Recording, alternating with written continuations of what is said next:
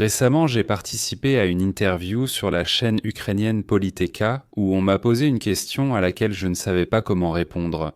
La question était la suivante. Pourquoi y a-t-il autant de canons, d'armes, de navires et tout le reste stationnés près des côtes du Venezuela? J'étais déjà prêt à répondre.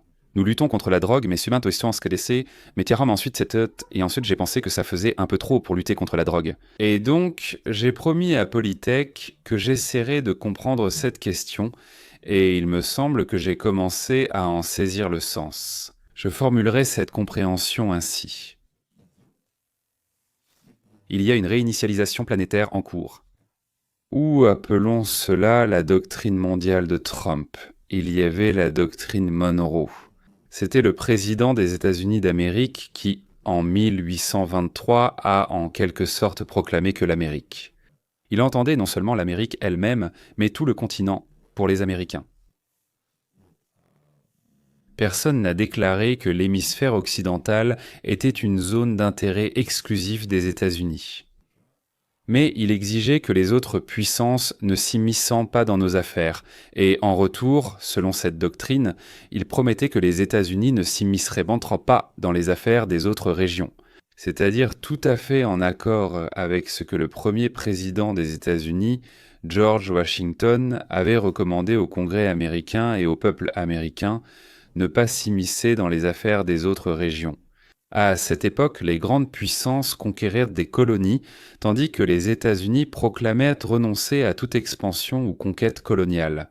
C'était une réponse aux tentatives de ce qu'on appelait la Sainte Alliance, c'est-à-dire la Russie, l'Autriche et la Prusse, de conquérir des territoires dans le Nouveau Monde, ainsi qu'aux efforts de la France et de l'Espagne pour étendre leurs possessions. L'auteur de la doctrine était en réalité le futur président John Quincy Adams, alors secrétaire d'État des États-Unis, qui a formulé pour de nombreuses années à venir la politique de non-ingérence des États-Unis dans les affaires des autres pays, régions, etc.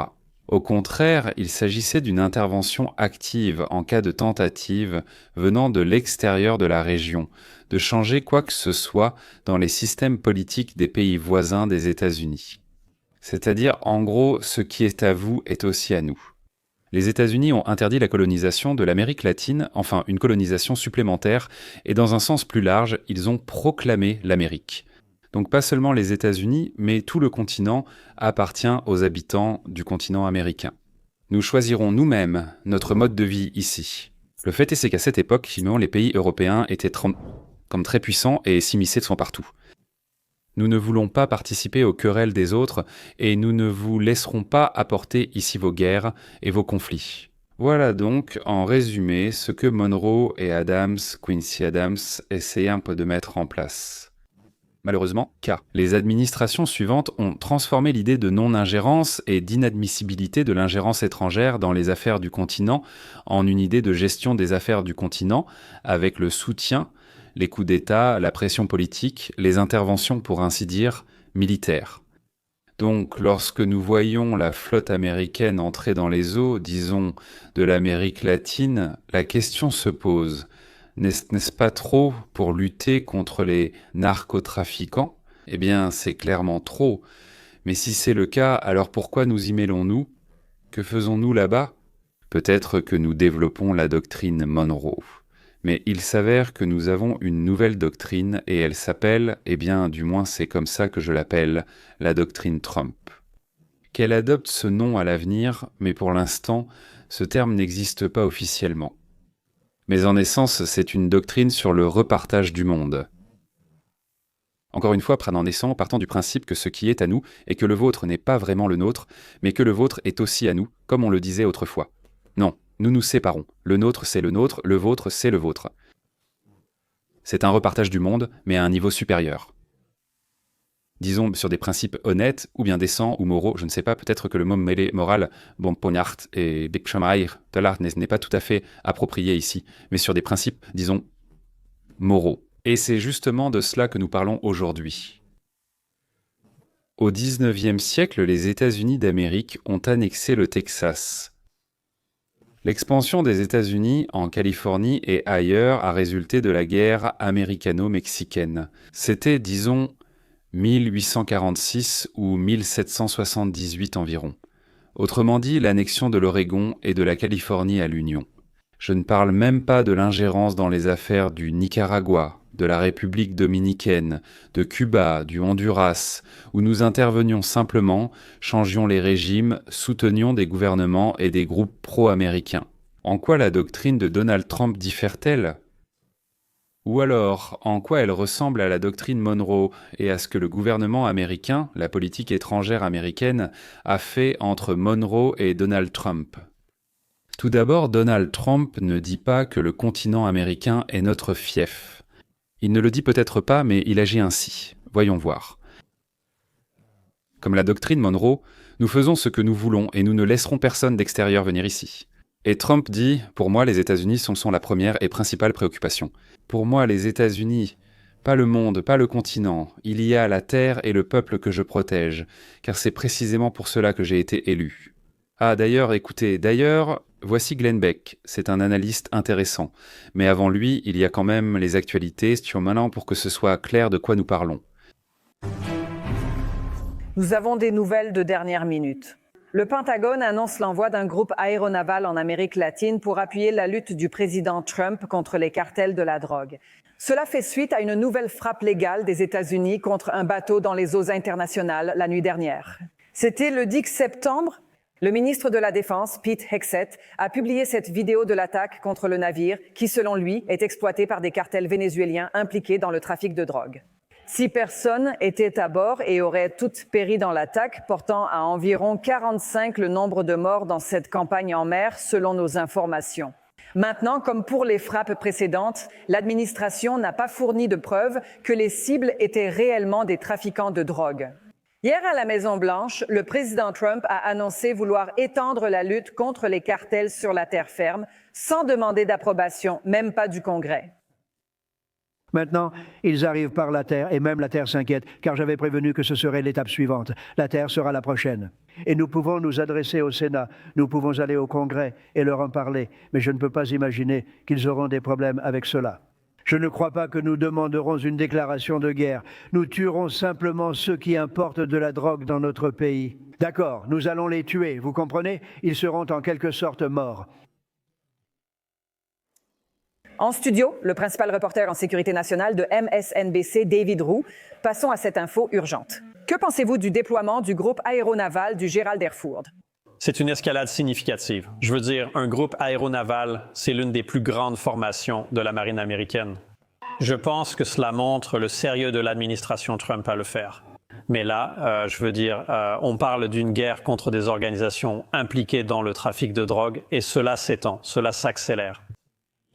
Et l'une des questions clés est comment gagner cette guerre? Comment définir le succès si vous essayez d'arrêter le flux de drogue? Et comme nous venons de le dire, cela continue. Pendant des décennies, les États-Unis ont tenté de lutter contre la drogue et la dépendance dans le pays. Donc l'espoir est que ces personnes seront intimidées et qu'elles arrêteront simplement d'apporter de la drogue aux États-Unis. Le marché est si vaste et lucratif qu'il est difficile de savoir si cela fonctionnera. C'est-à-dire tout le monde comprend que de cette façon, on ne peut pas arrêter le flux de drogue vers les États-Unis. Alors pourquoi ? Encore et encore, pourquoi avons-nous introduit une telle force de frappe dans la zone maritime? Une force de frappe. Elle aurait pu détruire toutes les armées militantes du bassin des Caraïbes et il en resterait encore. Pourquoi ? Donald Trump n'est pas du tout un naïf qui pense que les trafiquants de drogue vont avoir peur, demander pardon et ne jamais, jamais, jamais revenir chez nous. Drogue. D'accord, et quand on parle de la guerre contre la drogue, la plupart des gens lèvent simplement les yeux au ciel. D'accord. On parle de la guerre contre la drogue depuis toujours, et ça n'a aucune importance. Nouvelle campagne ratée, discours répétés, une génération encore prise entre deux feux. Mais si je vous disais que la guerre contre la drogue que vous voyez aujourd'hui n'a presque rien à voir avec la cocaïne ou le fentanyl? Je pense que la personne moyenne dira « oui, cela semble vrai », et je crois que c'est le cas. Cela concerne le pétrole, les minéraux et la renaissance de la souveraineté américaine. Glenn, qui a de sérieux contacts au Pentagone, au ministère des Affaires étrangères et à la Maison-Blanche, dit que nous faisons semblant de lutter contre les cartels de la drogue. Mais alors, qu'est-ce que nous faisons réellement ? que vous devez comprendre à propos de Donald Trump, c'est qu'il change tout. Comme l'a dit le Forum économique mondial, nous allons appeler à une grande réinitialisation. Nous allons changer le monde. Il fait cela tout seul. Il s'occupe de tout et transforme le monde. Pour que l'Amérique soit plus forte et protégée, qu'elle ne soit pas entraînée dans des guerres sans fin et qu'elle soit forte sur le plan financier et militaire, afin que nous puissions nous défendre avec la souveraineté américaine. Donc, ce qui se passe actuellement en Amérique du Sud, ce n'est pas une opération anti-drogue. Encore une fois, c'est mon avis. Vous savez, j'en ai parlé hier et je pense que c'est comme la doctrine Monroe, cela pourrait être aussi important que la doctrine Monroe. C'est la première fois depuis 1823 que les États-Unis ont une philosophie harmonieuse et positive concernant leur place dans le monde. Parce que la Chine et la Russie sont pratiquement à notre porte, et il faut prendre une décision. Mais ensuite, nous nous sommes un peu affaiblis à ce sujet, et maintenant la Chine est partout, la Russie était partout dans la partie sud de l'hémisphère occidental. Donc, il crée une nouvelle doctrine Monroe. C'est Donald Trump. Maintenant, regardez la carte. Je vais essayer. Vous devez vraiment la regarder. Parce que je pourrais dire imaginez la carte. Et personne ne pourra imaginer la carte. Venezuela, Guyana, Colombie. D'accord. 3 noms dont vous n'aviez presque jamais entendu parler dans les infos il y a 5 ans. Et soudain, ils sont devenus des priorités à la une pour Washington et nos militaires. Quoi ? Eh bien, ils font de la contrebande de drogue. Eh bien, oui, peut-être, mais ils font aussi beaucoup d'autres choses, y compris, comme nous vous l'avons dit, une île terroriste au Venezuela. Ils ont le Hamas et l'Iran au Venezuela. Mais celui qui contrôle ce petit triangle contrôle l'hémisphère occidental et son avenir, son énergie, ses minéraux et son indépendance industrielle. Et le Venezuela est le point d'appui. D'accord. Il possède les plus grandes réserves de pétrole au monde. Et ce pétrole est parfaitement adapté aux raffineries situées sur la côte du golfe du Mexique en Amérique. Mais la Chine et la Russie ont commencé à intervenir. Ils sont là, comme des vautours, à offrir des crédits et des accords avantageux au Venezuela, et le Venezuela devient de plus en plus communiste et de plus en plus hostile envers l'Amérique. Et ils essaient de mettre tout ce système en gage auprès des géants pétroliers d'État chinois. Alors, qu'est-ce qu'on fait ? Eh bien, nous n'avons rien fait à ce sujet. Nous les avons simplement laissés entrer. Et maintenant, tout à coup, nous menons des exercices navals dans la mer des Caraïbes et imposons des sanctions. Nous déplaçons plus de navires et plus de forces navales. Je veux dire, c'est une offensive à grande échelle. Nous envoyons un signal, et je ne sais pas si nous envoyons ce signal uniquement aux barons de la drogue. D'accord. C'est une campagne de pression qui rappelle l'ancienne guerre contre la drogue. Mais en réalité, je pense qu'elle vise à évincer l'influence chinoise. Cela commence à devenir un peu plus clair. La Chine veut mettre la main sur tous les métaux rares du monde.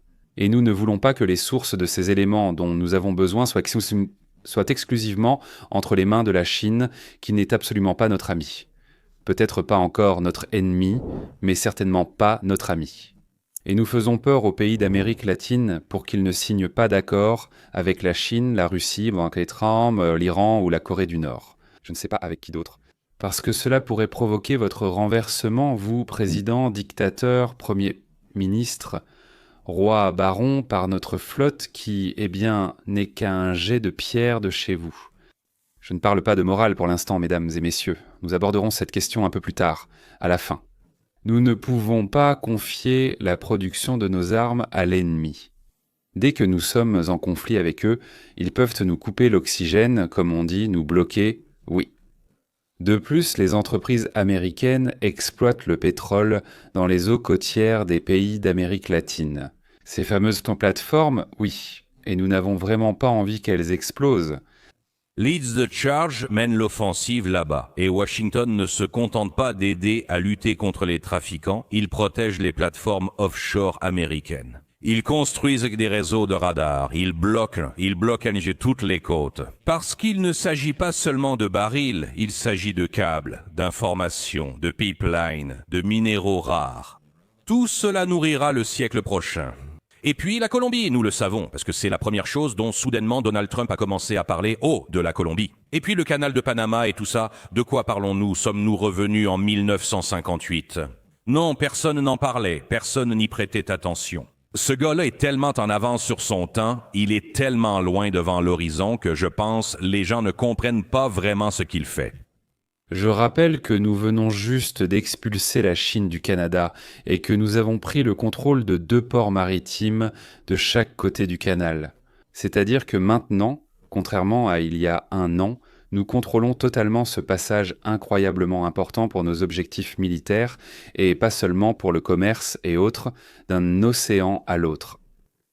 Il semble que Glenn ait raison et Trump a une vision planétaire et il a, sa propre doctrine. La Colombie est le lien entre la mer des Caraïbes et l'océan Pacifique. Pendant des décennies, on nous a expliqué que les militaires américains étaient là pour lutter contre les cartels. Peut-être, mais je pense que la vérité, c'est que la Colombie est un pont géographique et logistique entre les hémisphères. D'accord, elle surveille les 2 océans, elle protège le canal de Panama, elle consomme, elle est située sur des minerais dont chaque économie moderne a besoin. Maintenant, les terres rares, toutes ces choses, vous contrôlez la Colombie et vous contrôlez les artères de l'hémisphère occidental. Ce n'est pas une lutte contre la drogue, c'est une grande stratégie. En 7 heures, je veux vous expliquer le monde à travers 2 choses. Et tout cela repose sur une théorie que je promeus. Théorie. Et je peux me tromper là-dessus, car lorsque je regarde tous les points, ils n'ont aucun sens. Vous savez, cela concerne ce sous-marin avec de la cocaïne, c'est vrai. Nous envoyons toute notre armée pour attraper le sous-marin. Je comprends que je veux que la drogue cesse, mais vraiment? Le Pentagone a annoncé que les barons de la drogue ont un sous-marin pour transporter la drogue, et ils ont envoyé des forces pour lutter contre ce sous-marin. Une flottille libre doit engager un duel avec toutes les flottes russes et européennes, c'est-à-dire pour attraper le sous-marin. Je pense qu'il y a ici une grande stratégie que tout le monde manque. D'accord, alors pourquoi tout cela est-il important ? Trump, c'est le premier président depuis Reagan qui, à mon avis, comprend que la force de l'Amérique ne vient pas de guerres étrangères sans fin. Elle vient de la maîtrise des chaînes d'approvisionnement, de la création d'un commerce souverain, de l'énergie, des pipelines technologiques, de tout ce qui passe par notre hémisphère et non par Pékin. Donc, il n'essaie plus de faire de l'Amérique le gendarme du monde, il ne fait pas ça. Il fait de nous une citadelle sûre. Il pousse chaque région, l'Europe. Pensez à ce qu'il a fait avec l'OTAN, à ce qu'il fait. Nous ne serons plus vos policiers. Vous devez prendre vos responsabilités, vous devez le faire. Le Moyen-Orient, nous n'y serons plus les policiers. Vous tous, les Arabes, faites-le, rassemblez-vous, faites la paix. Il agit comme médiateur pour la paix et évoque la liberté. Prenez vos responsabilités. Et il fait cela en Amérique latine pour qu'ils se contrôlent eux-mêmes. Chaque action que vous voyez, les sanctions, les arrestations, le gel de l'aide, même le durcissement du régime des visas, tout cela, je pense, vise à bloquer les ressources essentielles avant que la Chine ne le fasse. C'est une guerre économique déguisée en contrôle moral. Oui, cela commence à faire sens et correspond aux actions passées d'un trentolé de Donald Trump. Est-ce que tu regardes toujours ce qu'une personne a fait dans des situations similaires auparavant quand tu penses à l'avenir ? L'OTAN, nous ne vous protégerons plus si vous ne devenez pas fort vous-même. Et alors, en tant que partenaire, nous coopérerons avec vous sur un pied d'égalité. Cherchez la protection de ceux prêts à vous défendre, que ce soit la Russie, la Chine ou les ayatollahs. Ça nous est égal. Sunnites, vous commercez le pétrole, et vous savez que quoi qu'il arrive, nous protégerons tout. Votre pétrole, vos champs et vos navires. Non, ça n'arrivera plus. Voici Israël. Ils ont la technologie, vous avez l'argent. Unissez-vous, négociez, défendez-vous vous-même. Et nous, exactement comme avec l'Europe.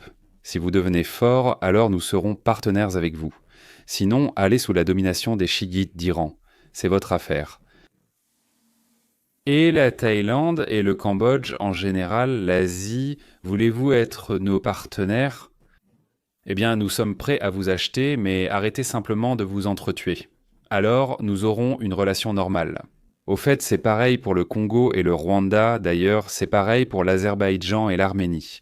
Arrêtez de vous entretuer, faisons du commerce et nous vous aiderons, merci, et nous deviendrons vos partenaires. Vous ne voulez pas?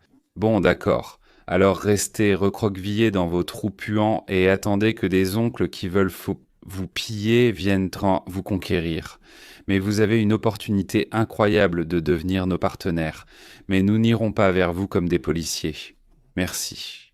Et le partenariat, c'est une fonction complètement différente. Ce n'est pas une question d'idéologie. Ce n'est pas une question de drogue. Cela concerne l'architecture globale. Donald Trump détruit l'ancien ordre corrompu, l'ordre mondial corrompu du grand reset du Forum économique mondial, et il en construit un nouveau qui n'est pas basé sur la dépendance, la dette et l'ingérence sans fin. Il ouvre la voie, il abat les arbres, il trace la route et pose l'asphalte pour la nouvelle. Un hémisphère qui produit sa propre énergie, protège ses frontières, travaille ensemble et restaure le droit des Américains à déterminer leur propre destin, tout en encourageant tous les autres pays à faire de même. À moi. En fait, cette doctrine me plaît. Cela signifie que le président de notre pays prend soin de notre pays et que votre direction doit défendre vos intérêts. Le problème survient lorsque vous faites quelque chose conjointement avec nos ennemis, ce qui peut nous nuire. Alors, il se produit une situation comme celle entre Kennedy et Khrouchtchev. Donc, eh bien, vous vous souvenez, n'est-ce pas, de Cuba? Khrouchtchev a amené des missiles à Cuba tout près de nous, Kennedy a arrêté les navires soviétiques, et que faire? Bien sûr, il n'en avait pas le droit et a failli provoquer une guerre atomique. Nous avons eu de la chance, Dieu merci, que les soviétiques n'aient pas choisi le conflit. Quand les États du Sud ont décidé de se séparer des États du Nord, des États-Unis d'Amérique, Cato Lincoln a sacrifié 400 000 personnes, mais il n'a pas permis la séparation. Brezhnev a envoyé l'armée de 4 États en Tchécoslovaquie pour l'empêcher de s'échapper des griffes tenaces du Soviet. Poutine a dévasté la moitié de l'Ukraine, il a déjà tué environ 1,5 million de personnes, principalement des slaves qu'il avait juré de protéger, pour empêcher l'Ukraine de partir vers l'ouest. L'histoire montre à maintes reprises que celui qui en a le pouvoir envahit facilement, l'histoire surveille, tue et capture ceux qui se trouvent à proximité, mais refuse de se soumettre, sous la musique d'un voisin plus puissant. Les Perses ont conquis le monde. Les Grecs, les Allemands, les Britanniques, les Français, même les Portugais et les Hébreux bibliques ont tout brûlé et pris par l'épée, prenant ce qu'ils voulaient. Dieu a parlé aux Hébreux, mais on ignore qui a parlé aux Allemands. Les Espagnols ont emporté des richesses du Mexique, du Pérou, de la Bolivie et de la Colombie. Il semble qu'au XVIe siècle, ils ont pris 200 tonnes d'or, ou peut-être 200 tonnes d'or, voilà. Et pendant la même période, 16 000 tonnes d'argent, donc pour toute la période du XIVe au XVIIIe siècle. Donc, selon certaines sources, c'est 500 tonnes, selon d'autres 4, enfin peu importe, 500 tonnes d'or. Donc de l'argent gratuit. Ce qu'ils ont fait à l'Espagne, ils ont détruit l'Espagne, l'économie de l'Espagne. Donc tout peut s'acheter, non? Oui, les Espagnols ont arrêté de créer du nouveau et ont même abandonné leurs anciennes productions. L'Angleterre, à cette époque, était affamée, pauvre, elle développait sa flotte, perfectionnait ses navires, ses canons et a complètement écrasé l'armada espagnole, vieille, paresseuse et engraissée. L'armada a pris fin. En quoi la doctrine T de Trump diffère-t-elle réellement de ces exemples historiques? Tout paraît pourtant similaire. Nous ne voulons pas d'un rival puissant à côté de nous. Nous sommes prêts à attaquer nos voisins et à les rendre nos vassaux. Nous avons besoin de leur pétrole, de leurs minéraux, de leurs métaux. Nous avons besoin, disons, d'un périmètre pour nous protéger d'une éventuelle attaque ennemie. Nous voulons Groenland et Canada, l'Alaska étant déjà à nous, pour unir nos forces et former une barrière défensive contre une attaque polaire. D'un autre côté, nous voulons faire la même chose dans le bassin des Caraïbes, y compris la Colombie, le Venezuela et là-bas le Panama. Y a-t-il une différence avec Vladimir Poutine, avec Napoléon, avec Gengis Khan ou encore avec Alexandre le Grand? Je vous invite à regarder le tableau dans son ensemble. Nous savons que le reste du monde suit depuis longtemps la voie d'un nouveau gouvernement mondial et d'un ordre mondial. Nous savons aussi que Donald Trump n'a jamais soutenu cela. Nous savons que Donald Trump n'aime pas la guerre. Alors pourquoi avons-nous des militaires au Venezuela de tous les endroits possibles ? Parce qu'il ne s'agit pas de poursuivre des contrebandiers sous la jungle. Il s'agit de chasser la Chine et la Russie de notre propre arrière-cour. C'est une réinitialisation silencieuse, stratégique et, si j'ai raison, brillante de Reset. Parce que si Donald Trump réussit, les historiens regarderont cette période et l'appelleront pour ce qu'elle est vraiment, la deuxième doctrine Monroe. Le moment où l'Amérique a cessé de s'excuser de défendre son hémisphère et a commencé à rétablir sa souveraineté. Donald Trump croit en une Amérique forte, l'Amérique avant tout. Cela ne veut pas dire que nous allons laisser tous les autres pays tranquilles. Cela signifie simplement que nous devons faire ce qui était nécessaire pour nous assurer que nous sommes suffisamment forts et que nous renforçons les pays autour de nous, ainsi que ceux que nous avons protégés toutes ces années. Leur donner une motivation et aussi également la possibilité de s'unir dans leur région, de restaurer et de protéger leur souveraineté. Un baril à la fois, une puce à la fois, une frontière à la fois. Eh bien, essayons quand même de résumer, d'accord ? Le président Lincoln a sacrifié 400 000 Américains pour préserver l'Union, tandis que Brejnev, avec moins de pertes, a envoyé ses chars réprimer des manifestations à Prague. J'y étais 6 mois plus tard, on m'a raconté des histoires de femmes et d'enfants écrasés par les chars. Oui, j'y étais à la fin de l'année 68. Donc Poutine a tué 1,5 million de personnes pour que la Russie ait une ceinture de sécurité composée de pays soumis que Brejnev protégeait contre toute invasion. Alexandre Makedonsky est maintenant parti en guerre contre Darius. Eh bien, ce sont ceux-là, comment on dit en farsi, les Perses, oui. Parce qu'il avait peur que l'indépendance de la Grèce prenne fin, Rome a détruit Carthage. Pourquoi il s'est soudainement mêlé ? Parce qu'il avait peur de perdre la Sicile. C'est tout. Suite Première Guerre mondiale. Suite, elle a commencé parce que l'Angleterre et la France n'ont pas permis à l'Allemagne, qui n'avait pas d'accès à la mer, de coloniser de nouveaux mondes et continents. La Seconde Guerre mondiale a commencé parce que les vainqueurs et les véritables responsables de la Première Guerre mondiale, l'Angleterre et la France, ont forcé l'Allemagne à signer des accords humiliants et contraignants. Et l'Allemagne ne pouvait pas se développer. Voilà, se développer comme le faisait les pays voisins, elle commençait à prendre du retard par rapport à eux. Les guerres éclatent lorsque les contradictions entre les États deviennent aiguës et, de leur point de vue, insolubles. C'est juste qu'ils n'ont peut-être pas trouvé de solution. Voilà, nous avons le président Trump, il trouve des solutions de façon géniale. Mais il n'y avait pas une personne aussi talentueuse, donc ils n'ont pas trouvé. C'est pourquoi des guerres éclataient. Ce que fait Trump, si nous le comprenons bien, c'est qu'il veut, avant que ces problèmes aigus et insolubles n'apparaissent, éliminer ce qui pourrait y conduire. Il veut, pour ainsi dire, prévenir, s'il existe un tel mot, les conflits et un grand bain de sang. Donc imaginez par exemple qu'en Colombie, il y ait un aérodrome russe, une base de missiles, quelque chose comme ça, et qu'au Venezuela, il y ait des missiles chinois, des drones, des sous-marins. Je ne suis pas sûr d'aimer l'idée d'entrer dans d'autres pays et de leur imposer notre gouvernance. Qu'ils aient une certaine liberté intérieure, mais malgré tout, ce n'est pas une liberté totale. Et je n'aime pas, pour être honnête avec vous, faire exploser des bateaux qui transporteraient, soi-disant, de la drogue. Je ne suis pas sûr à 100%. Disons que j'ai confiance en nos militaires, mais je ne suis pas sûr à 100%. J'aime encore moins la rhétorique sur une éventuelle opération terrestre en Venezuela ou en Colombie. Oui, honnêtement, je déteste dire ce mot de 2 lettres, mais cela annule tout ce qui a été dit auparavant. Du genre « je t'aime, mais je vais voir une autre femme » ou bien « tu es un bon gars, tu me déranges, et je vais te frapper à la tête avec une pierre ». Néanmoins, cela veut dire « mais ».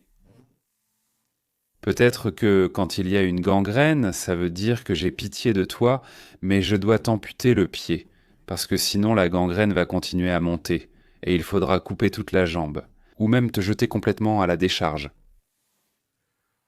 Le fait que Donald Trump est en train de changer le monde, c'est assez évident. Il arrête les guerres, il agit sur l'adversaire économiquement. Il a brillamment amené le Qatar, il a attiré le Qatar à investir dans l'intelligence artificielle aux États-Unis d'Amérique, à condition, nous vous donnerons la possibilité d'investir et de gagner des sommes fabuleuses. Mais il y a une condition.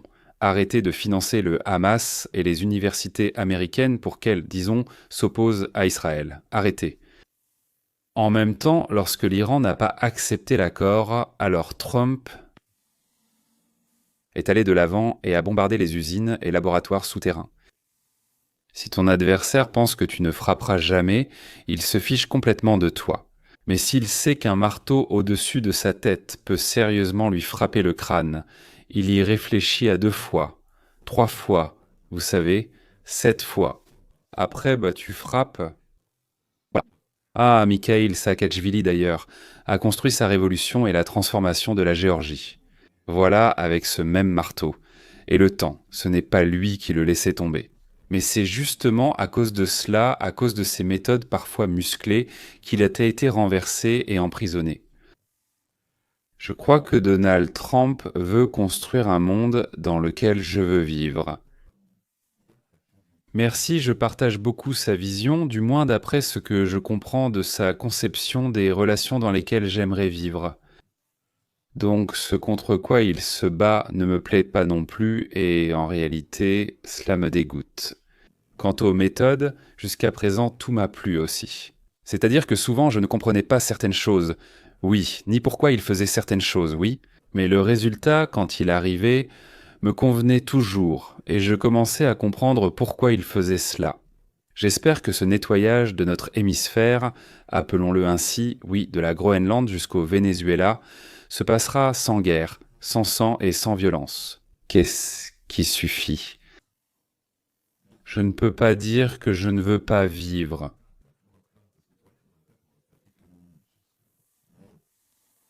Mais attendons et espérons que nos adversaires voudront devenir nos amis ou au moins nos partenaires. Et ainsi, le pire n'arrivera pas. À la prochaine rencontre.